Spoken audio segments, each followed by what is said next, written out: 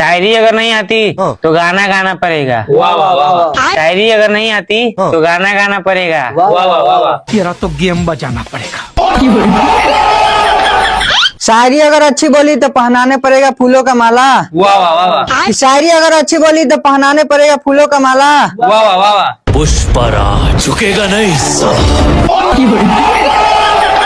मुझे झुकाने की बात करते हो, मेरे सामने झुकोगे तुम। वाह वाह वाह वाह। मुझे झुकाने की बात करते हो, मेरे सामने झुकोगे तुम। वाह वाह वाह वाह। कहाँ से सपना देखे हो, कहाँ के हो तुम? सपना देखने के बात करते हो, इतनी गंदी है सारी जिनकी। वाह वाह वाह वाह। सपना देखने के बात करते हो, इतनी गंदी है सारी जिनकी। वाह वाह वाह वाह। अम्मा बहन पे आ जाऊंगा मैं इनकी। अम्मा बहन पर आ गए, पिछवाड़ा तेरा जला ना। वाह वाह वाह वाह। अम्मा बहन पर आ गए, पिछवाड़ा तेरा जला ना। वाह वाह वाह वाह। क्यों हिला डाला ना। सारी बात